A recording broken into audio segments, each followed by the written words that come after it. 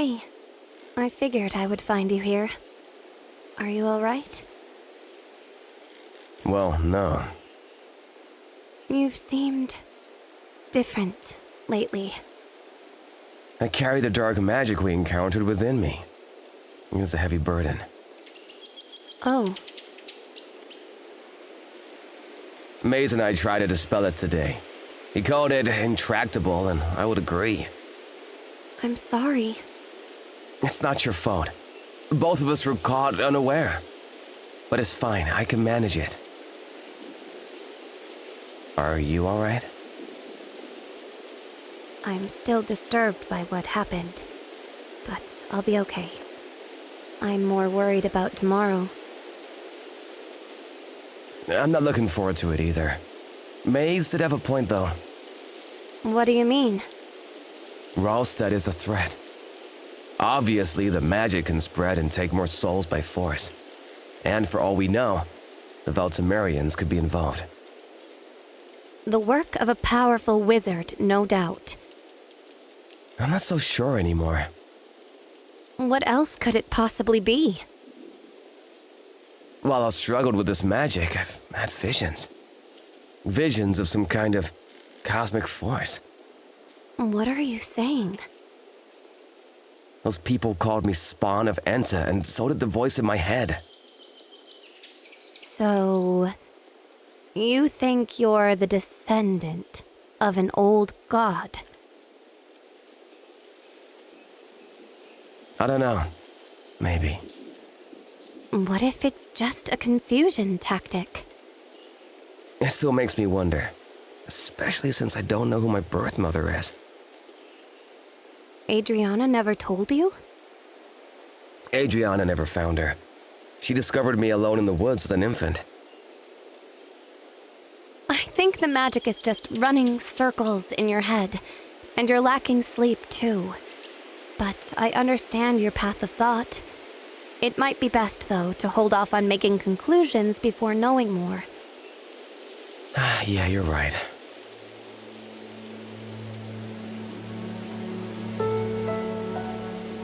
The two remained by the pool's edge for many hours, enjoying each other's company as the low-hanging sun disappeared behind clouds and the temperatures began to drop.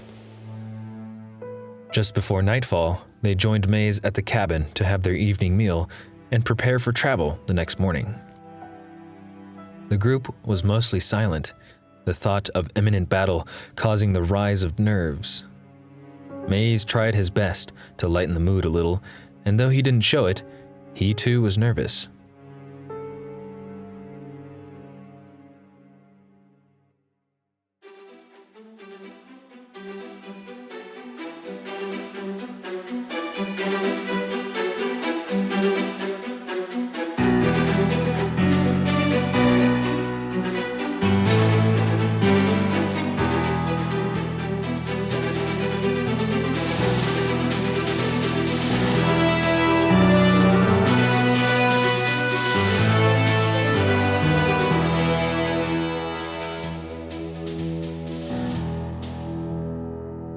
They flew for many hours through the day, heading towards the rendezvous point.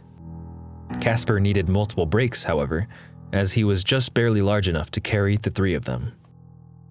Neo watched the trees rush under them, his thoughts wandering over various scenarios that might occur when they reach Rolstead.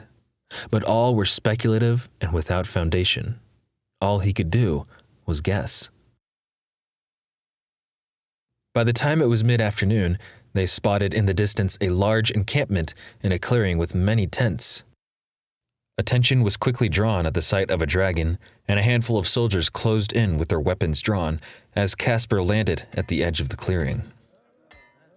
Hold your steel, men! These are friendlies. Sir Gordon, apologies if we are late. Worry not. Though, I didn't expect you to bring a dragon. Can it fight? He is not trained for battle, no. Right. Follow me then. We've some things to discuss. Sir Gordon led the three through rows of tents, passing by hundreds of soldiers who were either resting or conversing. The group attracted many strange looks, and even some whispers, for they did not expect to see a woman in such a place. Finally, they reached a large tent. Inside were candles and a sturdy table holding scrolls and maps. Currently, we are set to march on the town tomorrow by dawn, as is customary protocol. Perhaps 2 hours ago, I sent out some scouts to see what else we might learn of the situation. They should be back any time now. So, we're gonna march in and start cutting? Is that the plan? We're intending to give the residents a chance to surrender before any cutting occurs. If my info is correct, you're able to tell if they're hostile or not. More or less. Since you three are only experts in the arcane, we'll keep you towards the middle of the battalion. If the situation goes sour, then... Sir! Sir! Oh, yes. Step to the table, lad. What is your report? Not good. The town is occupied by the Voltimarians. Are you certain?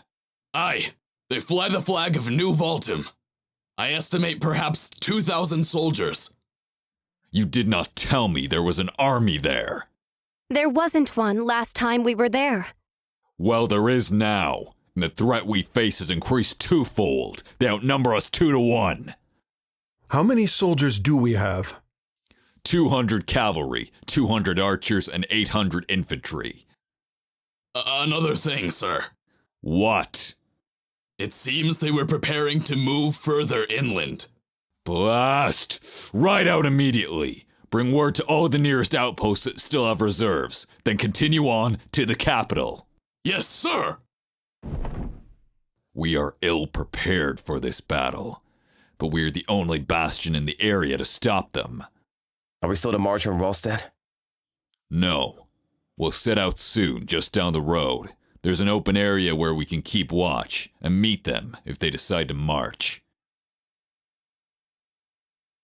The knight dismissed the three, and after nearly an hour, the entire encampment was in formation and making their way down the road.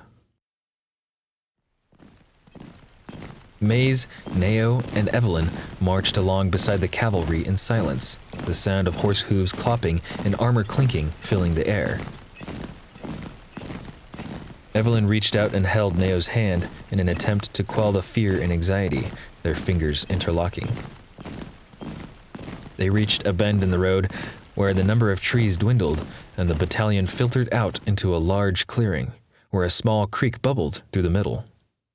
Under the guidance of Sir Gordon and other leading officers, the battalion assumed a formation just behind the trees, where they had a clear view of the area and were somewhat hidden. And as the many soldiers around them settled into their places, Sir Gordon made his way over to the three. We will wait here. To the north is a rocky ravine, and to the south are foothills that are difficult to traverse. If the Voltimarians decide to march, they will come through here. And I hope to the gods they don't until our numbers are fortified. How long do you suspect for reinforcements to reach us? Perhaps a few days. No more than a few, at the most. Where do we sleep? Worry not. I have a spare tent you may use. Follow me. The three mages followed him and passed many tents that were being set up as the soldiers prepared for the night. Down the line of trees resided 2 large tents that had just been assembled. And there they waited, like every other soldier, huddled around a small fire as the sun diminished and the cold air rushed in. Utter silence was the mainstay for the group, and sleep was unknown to them. But as hours went on and the moon rose to shine its silver light upon the trees, they achieved some sleep, wrapped tightly in provided blankets within the tent.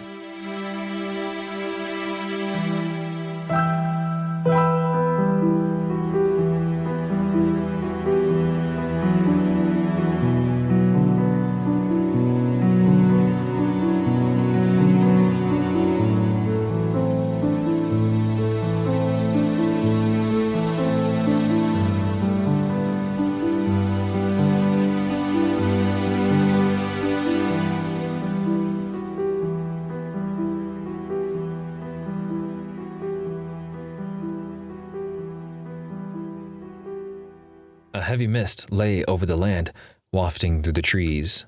Like the calm before a great storm, so it was before the sun rose. After the moon disappeared behind the mountains prior, one could only see by the dim pre-dawn light. Evelyn woke from a light sleep. The warmth of Neo's embrace having left her, she went in search, and found him quietly standing just past the tree line, watching the forest across the field. She greeted him with a hug, noting the weariness that resided on his countenance. His eyes never wavered from the field. Did you sleep? No. She reached up, the warmth of her hand staying the frigid chill in his cheek, and turned him to face her. Within his eyes, she saw his exhaustion, yet a bolstering resolve, a persevering determination. We're going to be okay. When we go into battle, stay behind the front lines with the other archers. Tell me you will be safe. I will fight where I need to fight. I will go where I need to go. I can't lose you. Don't worry about me. Neo studied her blue eyes, and she gazed back to match the intensity of his stare, mere inches from his face. And together, they shared a kiss, their hearts fluttering.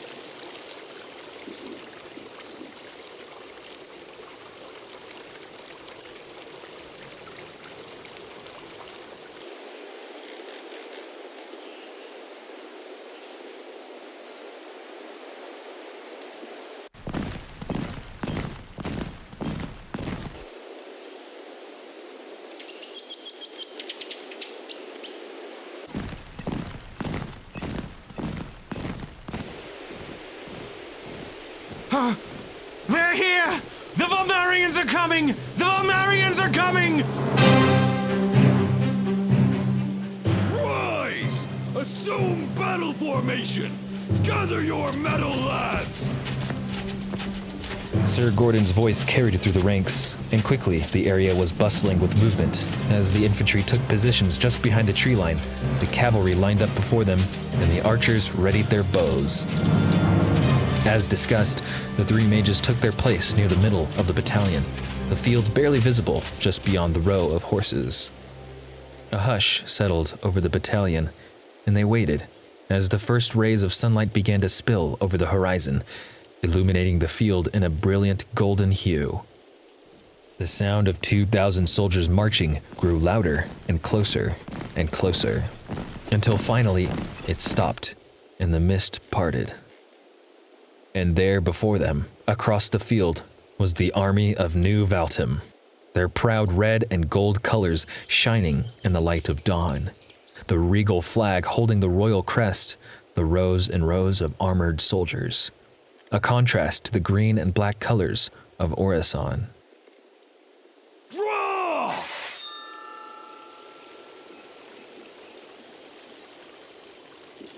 Steady. Steady. Hold your ground! A stalemate. The sound of the little creek flowing through the field was deafening, as both armies stared at each other, holding as still as statues in complete silence.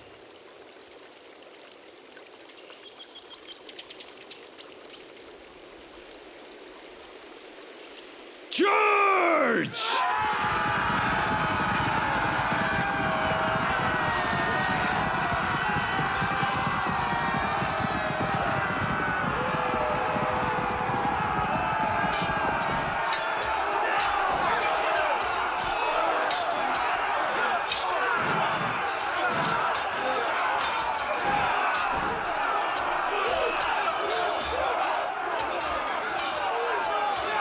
In the clamor, the three mages were separated.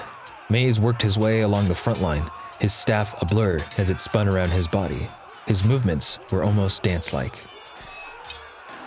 Neo fought alongside the other soldiers of Orison, casting violent spells that managed to take out swaths of enemies, while Evelyn hung back and picked off Valtimarians that made their way through the line. Despite being outnumbered, Orison held true against the onslaught, while the cavalry made quick work of wandering enemies.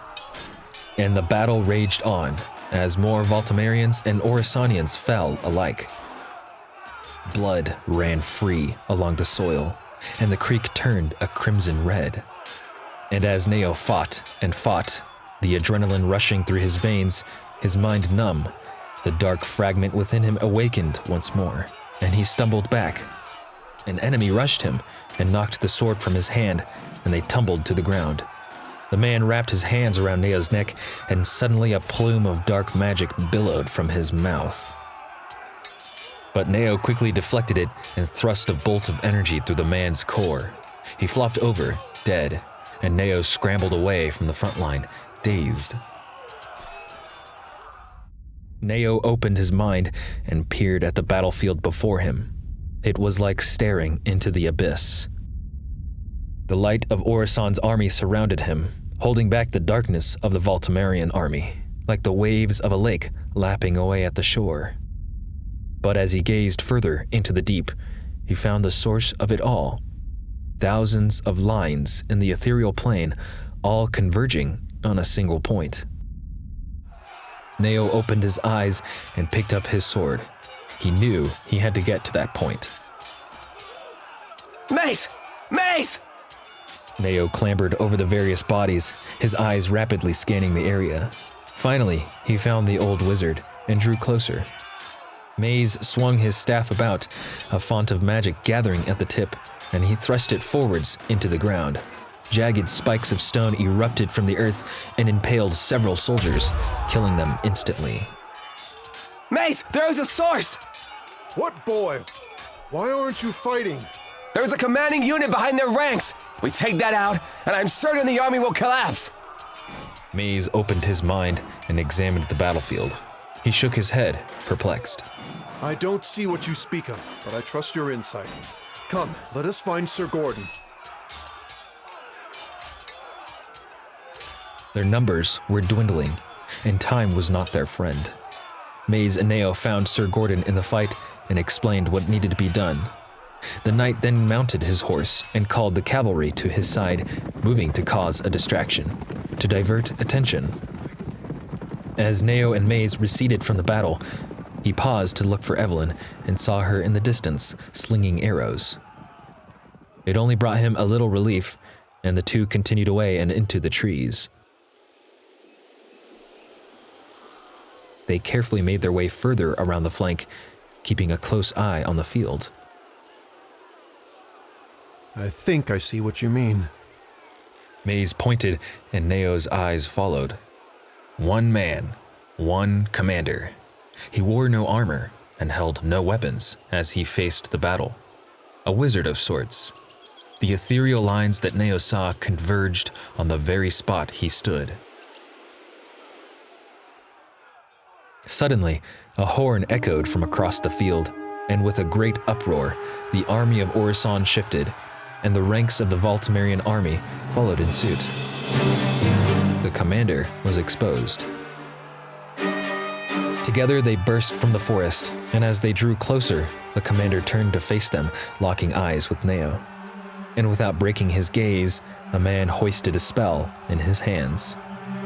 Wait! Fall back! Before they could react, the commander cast the spell, and a giant miasma of dark magic soared through the air. Neo was catapulted backward, and he hit the ground hard. For a moment, everything was black, but suddenly he came to as Maze violently shook his shoulder. Get up, boy! Get up! Neo scrambled to his feet and reached for his sword as the man stepped forward in confidence through the wisps of Icarus magic. Maze took a defensive stance in front of Neo, tendrils of energy swirling around him as he charged his mana, the might of his entire being. Not another step.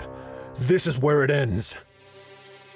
The commander's dark eyes flicked between Maze, Neo, then back to Maze. He opened his mouth to speak, and the voice that came forth was not of this world.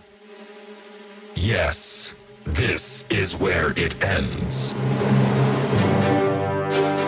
Neo watched as Maze projected a blinding bolt of light, colliding with a malicious torrent of dark magic that flowed from the commander's hand. And for a moment, Maze seemed to hold him off. But the darkness overwhelmed him, and the old wizard collapsed. Maze! Keep fighting, Neo. The young mage turned to face the commander, fully regarding the man's distorted face, his ashen skin, his eyes of pitch. The golden boy, come to die. Who are you? Your demise. The commander lashed out, and Neo ducked under a wave of dark energy as he hoisted his blade and charged forward. The man projected a slender rope of magic and yanked the blade from Neo's hands, but it was only a ploy as the young mage had charged a spell and cast it forth. The commander tried to raise another hand, but the spell that Neo casted did its work, and his arms snapped to his sides. Little trickster. Feeling the upper hand, Neo projected a beam of energy forward, expecting to finish him for good. But to his surprise, the commander matched in speed and might. He had unraveled the spell like it was nothing. He held his ground, straining against the immense darkness that billowed from the commander's being. And for some time, they were interlocked, neither able to completely overpower the other. But Maze's words echoed in his mind from teachings past. Magic is better off being used to modify or manipulate things.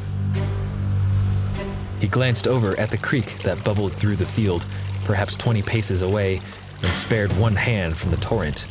With the deftness of hours of training, he manipulated the flow of water and watched as the stream launched through the air and collided with the commander's face.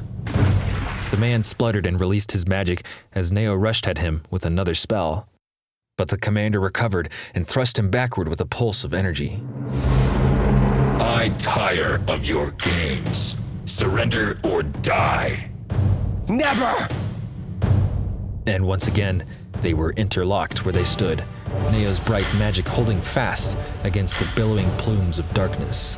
But his strength began to dwindle. Having fought so much and running on very little sleep, he was already at a disadvantage. The darkness grew closer, lapping away at his skin like a ravenous beast. He glanced over at Maze, who remained on the ground, unmoving. He closed his eyes and thought of Evelyn. He hoped dearly she would live through this battle, to see another day. Finally, he was engulfed, plunged into the abyss, the same one he encountered before. But as he gazed at it and wondered at it, a measure of understanding came to him. To wield the darkness, to behold it alongside the light, conventional magic sought to control, create, and manipulate. But the opposite sought absence of such, not destruction, nor consumption, just absence. Neo opened his eyes and accepted the darkness.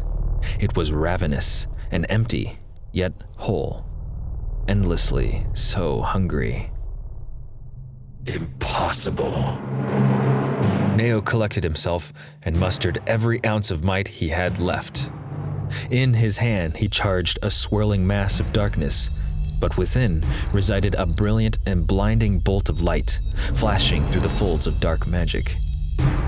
Neo could feel the core of his soul begin to fray. Never before had he beheld such stalwart streams of light and dark. Impossible! Not impossible. Simply untried. Desperation flashed across the commander's pitch-black eyes as he realized the magnitude of his impending defeat. Wielding a frenzied harmony of light and darkness, the first of its kind, Neo surged the spell forth, swallowing the darkness that emanated from the commander and engulfing him. In an explosive burst of radiant energy, the commander was overpowered, reduced to nothingness, as the combined forces of light and darkness obliterated him. The shockwave carried a ripple of residual magic across the battlefield, illuminating every shadow. Grass dissolved, trees fell, and the earth was scorched.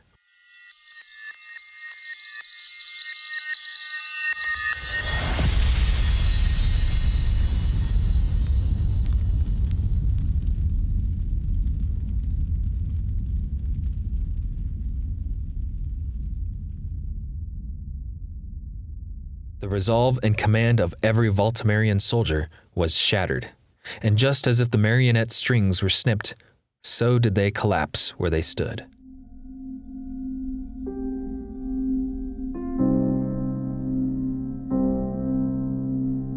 Victory!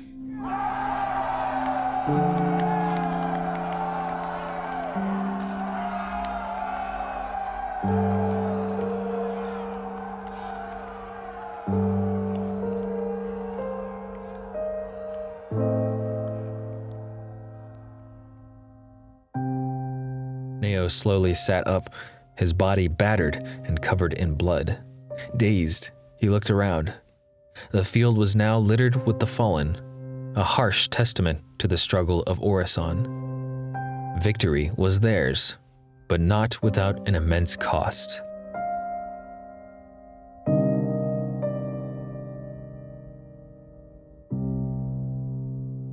Out in the cosmos beyond, the sudden release caused Lyraxus to reel back, stunned from where he lay in his hiding place, and his grip loosened. Enta seized the opportunity and descended to the battlefield. Her presence surrounded Neo, and she made herself known to him. My son, you have done well. The first of many battles, but the road ahead is treacherous. Are you my... She reached out to touch his forehead, and instantly he was filled with warmth, peace, and light. She healed his body, but could not rid the darkness entirely, for it would destroy him. So she gave him a world of knowledge and understanding, his eyes glowing in wonder and amazement. I see now. I see everything. You must find the others. They are lost without you. Lyraxus seeks our destruction, and my strength fades. Go now, my son. The darkness does not rest.